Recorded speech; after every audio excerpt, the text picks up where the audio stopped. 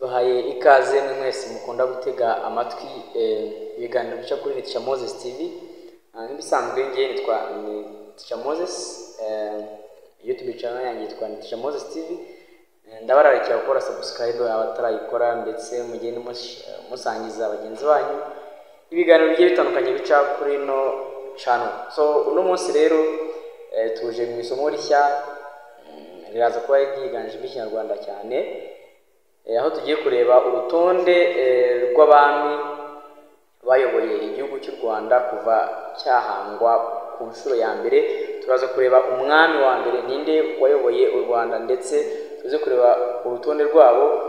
Tuzabarira mu byiciro bigiye bitandukanye nk'uko bagiye bari mu byiciro bitandukanye: abami b'impanuka, abami b'umushumi, abami b'umuriro. Tuzabarira mu byiciro muri buri cyiciro, ariko uno munsi tugiye kureba umwe kuri umwe uko ari abami. Tureba urutonde, niyo mpamvu ngusaba kugira ngo urebe ino video maze uyirangize, uraza kumenya ngo ni bangahe babashije kuyobora u Rwanda kugeza ku wa nyuma. Uwa mbere rero turaza kugera ku mwami wa mbere wayoboye u Rwanda, umwami witwa Gihanga wa mbere Ngomijana. Uno ni umwami wa mbere wayoboye u Rwanda. Bivugwa ko ari umwami wa nyuma w'ikimanuka. Bavuga ko Gihanga ari ikimanuka, akaba ari umwami wa mbere wayoboye igihugu cy'u Rwanda, ndetse yaje gukurikirwa umwami wa kabiri yitwa Kanyarwanda Gahima. Kanyarwanda Gahima nawe ni umwami wa kabiri wayoboye u Rwanda. Nyuma yahaza gukurikirwa na Yuhi wa mbere Musindi, maze ku mwanya wa kane turahasanga Ndahiro wa mbere Ruyange. Ndahiro wa mbere Ruyange nawe n'undi mwami uza ku mwanya wa kane mu bami bayoboye u Rwanda, ndetse ku mwanya wa gatanu turasanga umwami witwa Ndabona. Wa gatandatu tuhasange umwami witwa Samembe, maze ku mwanya wa karindwi turasanga umwami witwa Nsoro wa mbere Samukondo. Nsoro wa mbere Samukondo nawe rero ari mu bami bayoboye u Rwanda. Twashyize ku mwanya wa karindwi, waje gukurikirwa na Ruganzu wa mbere Bwimba, maze Bwimba nawe aza gukurikirwa na Kirima wa mbere Rugwe. Kirima wa mbere Rugwe nawe yaje gukurikirwa. Ku mwanya wa 10 turasanga umwami witwa Kigeli wa mbere Mukobanya. Kigeli wa mbere Mukobanya ni gusa ku mwanya wa 10, maze agakurikirwa na Mibambwe wa mbere Sekarongoro. Mibambwe wa mbere Sekarongoro ni umwami wundi nawe wayoboye u Rwanda, uza ku mwanya wa 11. Maze ku mwanya wa 12 turaza kuhasanga umwami witwa Yuhi wa kabiri Gahima. Yuhi wa kabiri Gahima nawe nundi mwami wayoboye u Rwanda. Turimo tureba urutonde, niba utabashije kutatanyanya natwe, turimo tureba urutonde rw'abami bayoboye u Rwanda kuva ku mwami wa mbere kugeza ku mwami wa nyuma, uko bagiye bakurikirana. Tuzabareba mu byiciro bigiye bitandukanye bitewe n'ibyiciro barimo, ariko uno munsi turareba urutonde. Tuzabareba mu byegeranyo ndetse mu biganiro bitaha.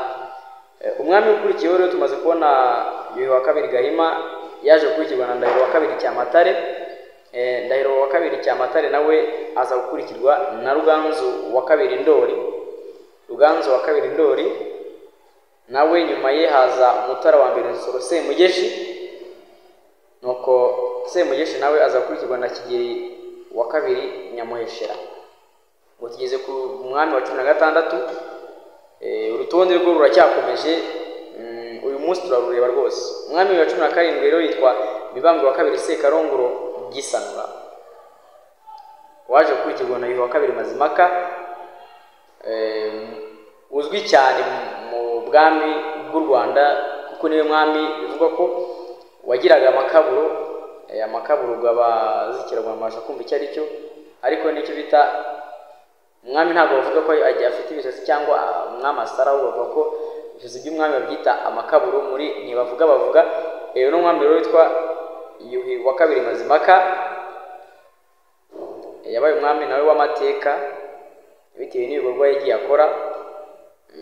Muramuzi, yari afite umuhungu witwa Musigwa. Ubwo ku mwanya wa 19 turasanga Kirima wa kabiri Rujugira.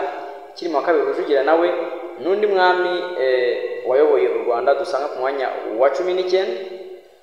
Kirima wa kabiri Rujugira ubwo tumaze kubona abami bagera kuri 19.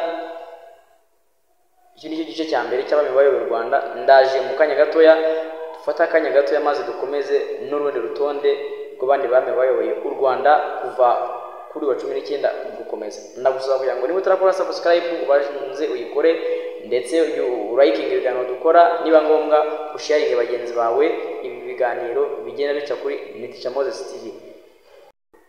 Ushaka kutwandikira ndetse no kwamamaza kuri Niticha Moses TV, ushaka kutwandikira kuri nimero ubona kuri ekara yawe cyangwa se ukayiduhamagaraho. Nanone ushobora guca kuri Niticha Moses social platforms, yaba Facebook, Instagram ndetse na X, aho hose ni Niticha Moses, maze ugatanga igitekerezo cyawe, ndetse waba ushaka no kwamamaza kugira ngo tugutumikire bitewe n'ibyo ukora, ushobora kutwandikira cyangwa ukaduhamagara kuri iyo nimero ubona kuri ekara yawe. Korana na Niticha Moses TV maze utere imbere.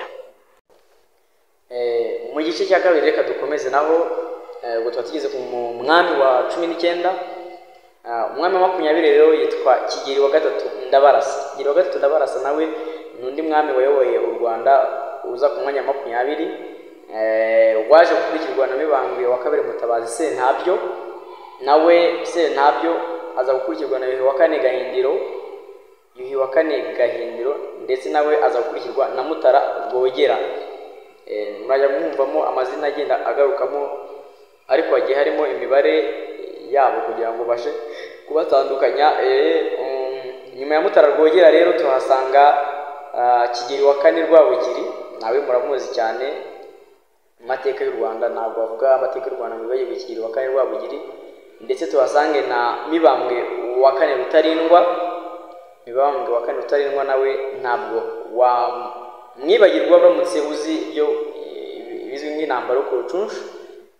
Mibambwe wa kane Rutarindwa azwi mu ntambara yo ku Rucunshu, muramuzi nawe.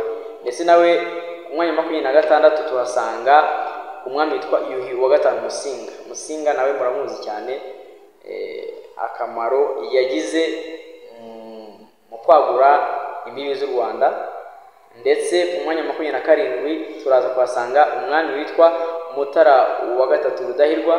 Mutara wa gatatu Rudahirwa, Rudahirwa nawe ni umwami uzwi cyane wayoboye u Rwanda igihe kitari gito. Maze ku mwanya wa nyuma wa 28 kuri urutonde dufite uno munsi, muri baza ngo ninde umwami uza ku mwanya wa 28 mu bami bayoboye u Rwanda, igihugu cy'imisozi igihumbi. Umwanya wa 28 rero turahasanga umwami witwa Kigeli wa gatanu Ndahindurwa.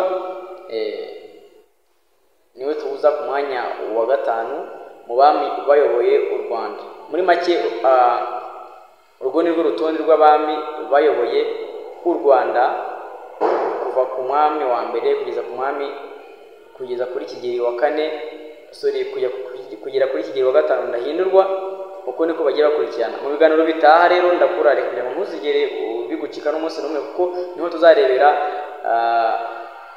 buri cyiciro ndetse n'abami bakigaragayemo, turebe n'ibindi n'ibikorwa buri mwami yagize akamaro kahe ku Rwanda, mu kwaguka kw'igihugu cy'u Rwanda ndetse n'iterambere ry'u Rwanda. Ndagushimiye rero wowe wabanye nanjye muri iki kiganiro, ngira ngo musabe gukomeza gukora subscribe, usharinge izi video kuri bagenzi bawe, inshuti zawe, ndetse uzisabe nazo gukora likes and comments, ndetse nabo bakore subscribe. Niba wifuza kugira ikindi ubaza mu byo twazagukorera mu biganiro bitaha, ushaka kutwandikira binyuze muri comment section, ngenda nzisoma uko bwije n'uko bukeye nkareba ibyo mwifuje kugira ngo ubutaha tuzaba ari byo dukoraho. Ndabashimiye rero mwakomeje gutega amatwi ibiganiro bya Niticha Moses TV. Nakagaruka. Ciao ciao.